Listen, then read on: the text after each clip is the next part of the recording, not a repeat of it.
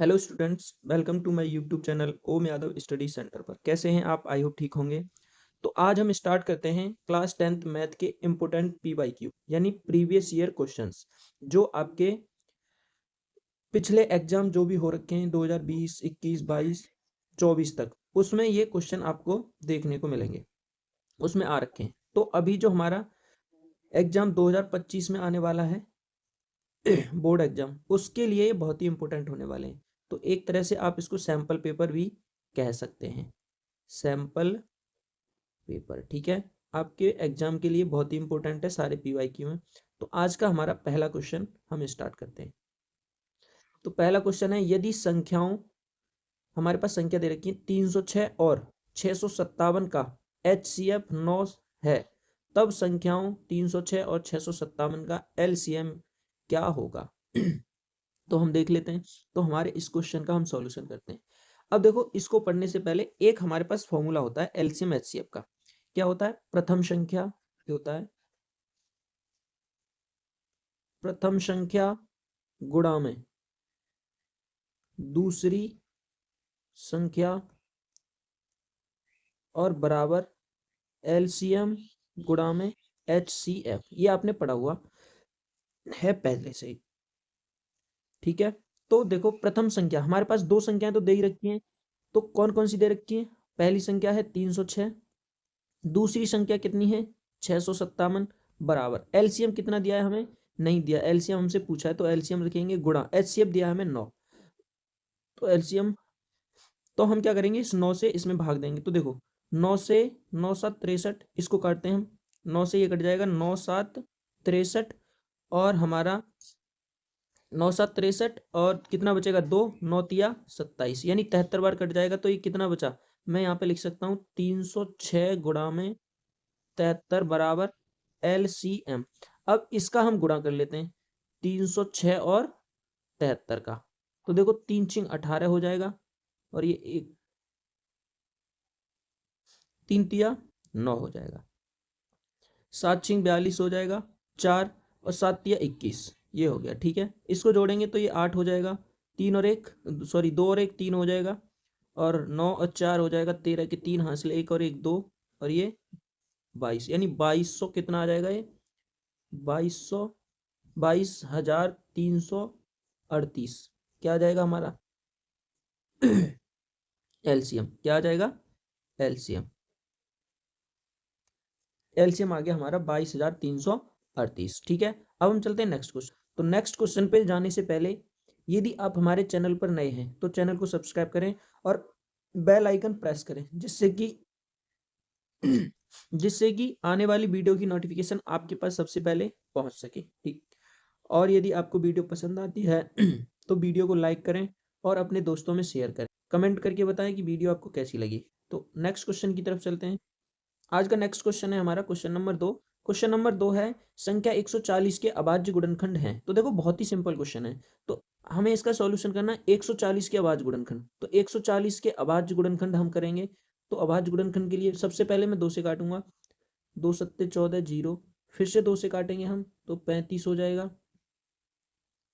अब देखो ये ना तो 3 से कटेगा ना 2 से, तो 5 से कटेगा। हमने 5 का एक रूल आपने पढ़ा होगा कि जो जिसके अंक 0 और 5 होता है, इकाई का अंक, वो 5 से कटता है। तो 5 सत्ते 35। अब 7 तो 7 से ही कटेगा, तो 7 एकम 7। अब देखो क्या क्या आया, 2 गुणा में 2 गुणा में 5 गुणा में 7। तो हम इसको लिख सकते हैं 2 2 बार है तो 2 की पावर 2 गुणा 5 और गुणा 7।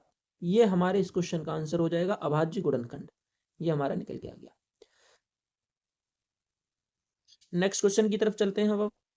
नेक्स्ट क्वेश्चन है हमारा, यदि 65 और 117 के HCF को 65P माइनस 117 के रूप में व्यक्त किया जाए तो P का मान ज्ञात करना है हमें। किसका मान ज्ञात करना है? P का। तो देखो, बहुत ही आसान क्वेश्चन है, इसको सॉल्व करते हैं। तो सबसे पहले हमें 65 और 117 का HCF निकालना है। तो इसको निकालने के दो तरीके हैं, एक तो भाग विधि और एक गुणनखंड विधि। तो मैं गुणनखंड विधि से करता हूँ इसको। तो 65 के मुझे गुणनखंड करने सबसे पहले, 65 के, तो 65 के गुणनखंड ऐसे करेंगे हम। सबसे पहले देखो, 5 से कटेगा ये, 5 एकम 5, 5 तिया 15, और किससे कटेगा? 13 से, 13 एकम 13। तो 65 के गुणनखंड जो निकल के आए हमारे पास, कितने आए? 5 गुणा में 13। दूसरा है 117, तो 117 के भी गुणनखंड कर लेते हैं हम। तो देखो किससे कटेगा, 3 से कट जाएगा। 3 से कटने का नियम है कि सभी इन अंकों का योग अगर 3 से कट रहा है तो संख्या 3 से पूरी पूरी विभाजित होगी। तो देखो 1 और 1 2 और 7 कितने, 9 हो गए। तो 9 को हम 3 से काट सकते हैं, तो 3 तिया 9 और 3 निम 27, फिर से 3 से कट जाएगा। तो ये हो जाएगा 3 एकम 3, 3 तिया 9, और ये 13 से कट जाएगा, 13 एकम 13। तो हमारे पास 117 के गुणनखंड हमने निकाले हैं, कितने आए, 3 गुणा 3 गुणा 13। अब इसमें कॉमन देखते हैं हम।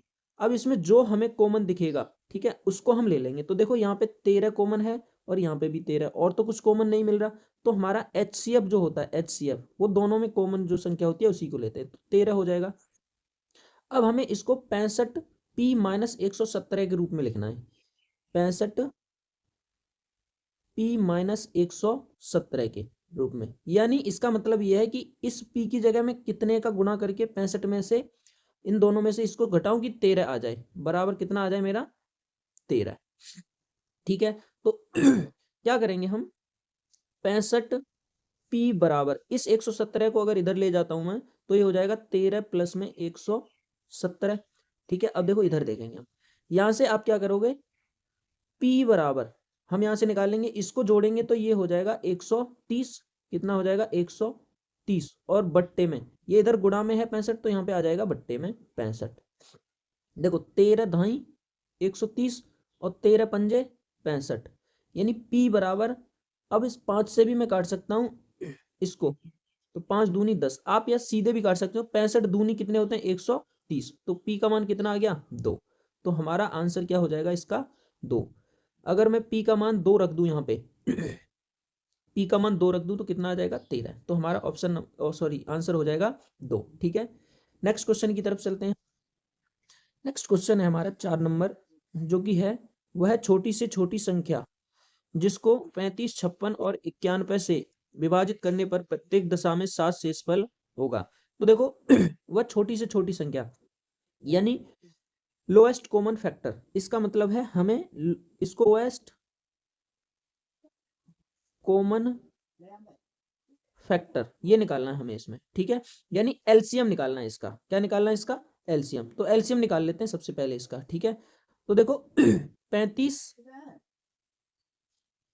56 और 51, 91 इसका मुझे एलसीएम निकालना है। तो सबसे पहले मैं इसको, देखो 2 से कटेगा तो 2 से काटेंगे, 35 तो नहीं कटेगा, 56 कटेगा तो 2 दूनी 4 और 2 अट्ठे 16, 91 नहीं कटेगा, फिर से 2 से कटेगा, 35 का 35 रहेगा और ये 14 बार कट जाएगा, ये 91, फिर से 2 से कटेगा 14, तो 35 7 91।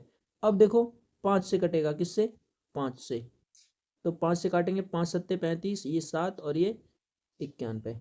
अब 7 से कटेगा तो 7 एकम 7, 7 एकम 7 और 91, सॉरी ये भी कट जाएगा 91, 7 एकम 7 और 7 तिया 21। अब 13 से काटेंगे, जब तक काटेंगे हम जब तक यहाँ पे हमारा 1 1 ना आ जाए। ठीक है, एलसीएम निकालने का ये गुणनखंड विधि है।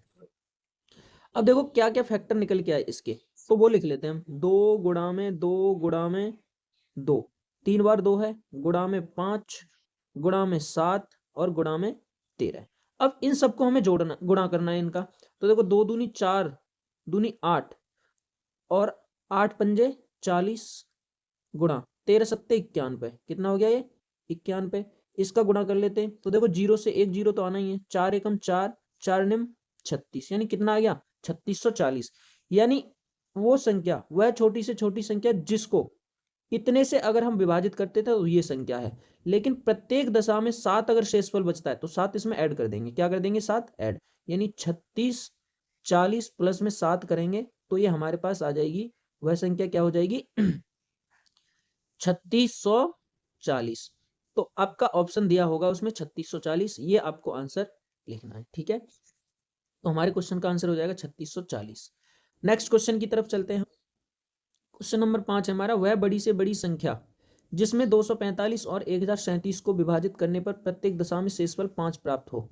देखो अब पिछले क्वेश्चन में हमने पढ़ा था, मैंने सारे क्वेश्चन आपके लिए, एक एक क्वेश्चन आपको सब मिलेगा और मैं उससे आपका कॉन्सेप्ट भी क्लियर कराऊंगा। तो यहाँ पे पूछा है बड़ी से बड़ी संख्या। पिछले वाली क्वेश्चन में क्या था, छोटी से छोटी संख्या पूछ रहा था। तो छोटी से छोटी संख्या अगर हमसे पूछता है तो हम निकालते हैं एलसीएम। और बड़ी से बड़ी संख्या पूछता है, यानी वह संख्या जिससे हम इसको विभाजित करें तो प्रत्येक दशा में कितना आना चाहिए, 5 डेसिमल आना चाहिए। तो आपके पास 4 ऑप्शन दिए होंगे, मान के चलो मैं ऑप्शन ले लेता हूं यहाँ पे। एक है 22, एक 23, एक 24 और एक 25। तो हम क्या करेंगे, अगर हम डायरेक्ट इसको करेंगे ऑप्शन से तो इनका भाग दे के देख लेंगे। अगर भाग आपको नहीं देना है तो हम क्या करेंगे, इस वाले दोनों का एचसीएफ निकालेंगे। एचसीएफ यानी बड़ी से बड़ी संख्या को हम बोलते हैं, मैंने आपको एचसीएफ, एचसीएफ मतलब होता है हाईएस्ट कॉमन फैक्टर। तो एचसीएफ निकालने के लिए गुणनखंड विधि का यूज कर लेते हैं हम। तो 245 का मुझे गुणनखंड करना है। तो देखो सबसे पहले ये 5 से कटेगा, तो 5 चौक 20 और 5 निम 45। अब ये 7 से कटेगा, तो सत्तू सत्तू 49, फिर से 7 से कटेगा, 7 एकम 7। ठीक है, ये हो जाएगा। अब नेक्स्ट कितना है हमारे पास, 1037। तो 1037 का भी हम क्या करते हैं, किससे कटेगा, 7 में 10 और 11, तो ये आपका कट जाएगा 7 एकम 7, 3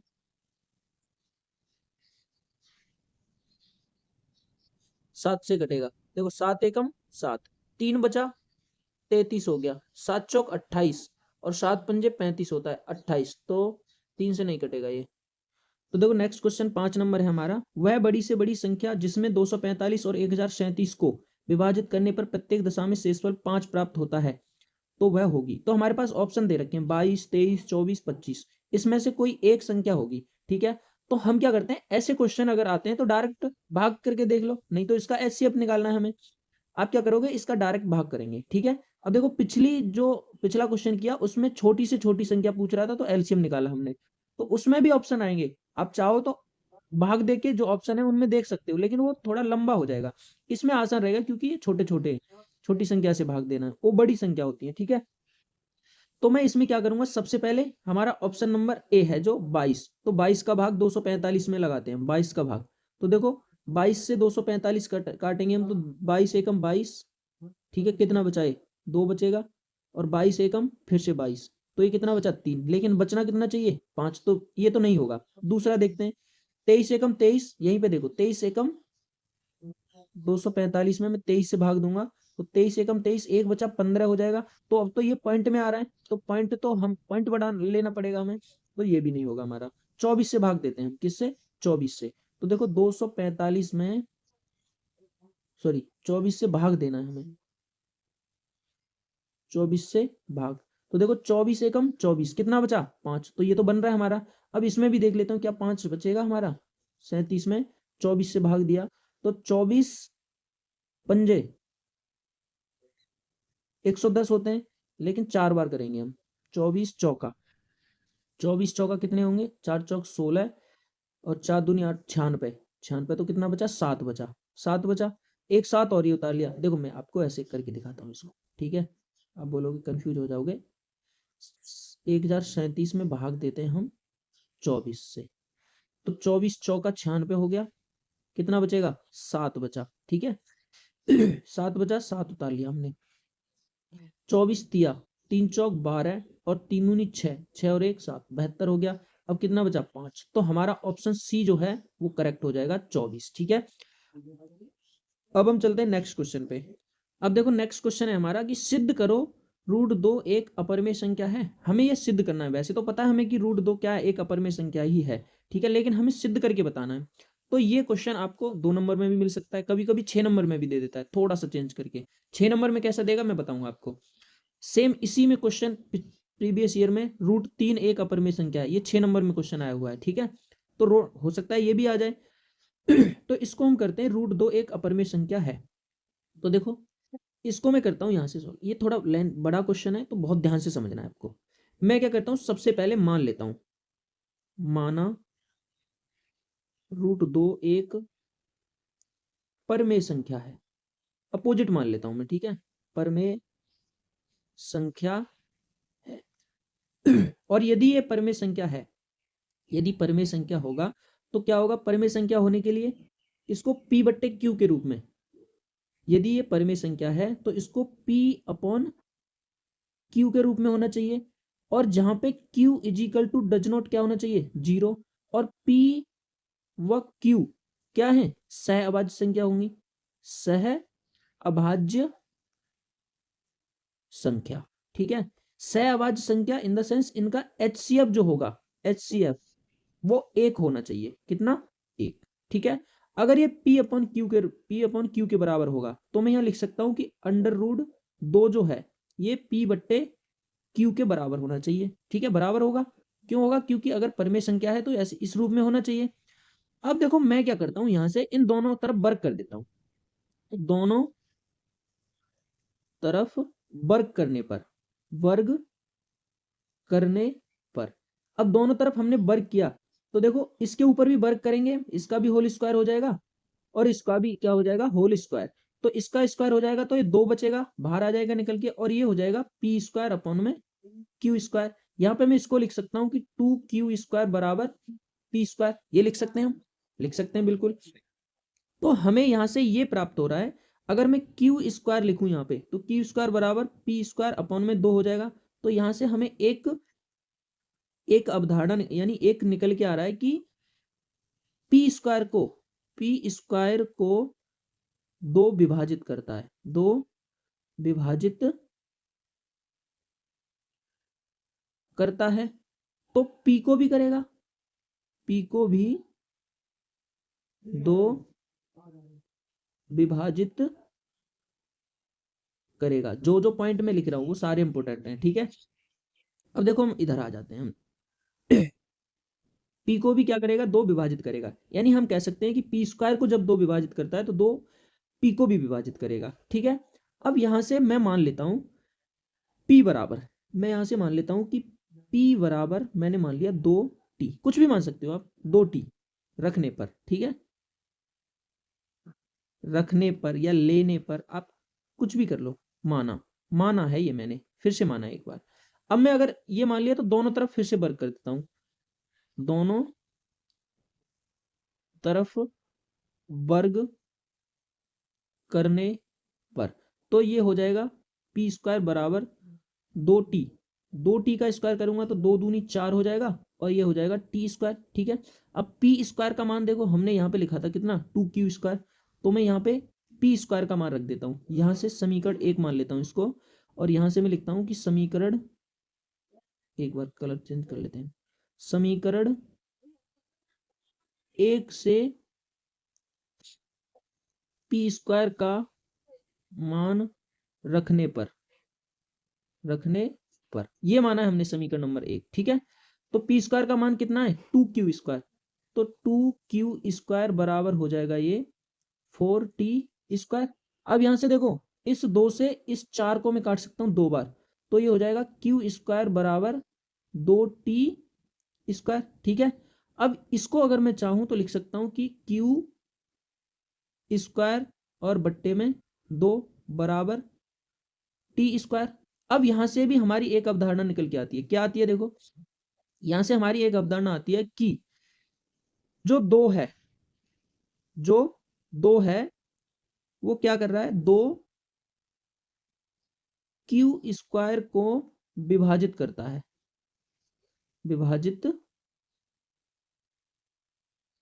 करता है, तो 2 से हमारा Q भी विभाजित हो जाएगा, Q को भी विभाजित करेगा। ठीक है, जब 2Q स्क्वायर को विभाजित कर सकता है तो Q को भी करेगा, तो हम यहां से लिख सकते हैं कि तब समीकरण 1, और ये बन जाएगा हमारा समीकरण नंबर 2। क्या बनेगा, ये समीकरण नंबर 2। समीकरण 1 व 2 से हमें क्या पता चलता है, समीकरण 1 व 2 से हमें पता चलता है कि 2 जो है P व Q दोनों को विभाजित करता है, और जब ये दोनों को विभाजित करता है तो इसका HCF भी कितना हो जाएगा, 2 हो जाएगा। लेकिन हमने यहाँ पे आपको स्टार्टिंग में बताया कि सहवाच संख्या है तो HCF कितना होना चाहिए, 1। तो इसीलिए क्या हो जाएगा, हमारी अवधारणा जो है, देखो यहाँ पे जगह नहीं है तो मैं यहाँ पे एक पॉइंट लिख देता हूँ इसको, ठीक है, इस बॉक्स में, ये लास्ट में आपको लिखना है, ठीक है, जगह नहीं है ना यहाँ पे इस वजह से। तो हम यहाँ लिखेंगे कि हमने जो अवधारणा की थी, यानी हमारी जो कल्पना थी, क्या है ये सहभाज्य संख्या नहीं है। P व Q सहभाज्य संख्या नहीं है। हम लिख सकते हैं P व Q सहअभाज्य नहीं है, अतः हमारी कल्पना गलत है। इसलिए क्या है, ये हमारा अपरमेय संख्या है, ठीक है, ये हमने कर दिया सिद्ध इस क्वेश्चन को, ठीक है। अब देखो हम नेक्स्ट क्वेश्चन की तरफ चलेंगे, जो कि सेम इसी का एक और मैंने क्वेश्चन लिया है, आप अच्छे से समझ सको।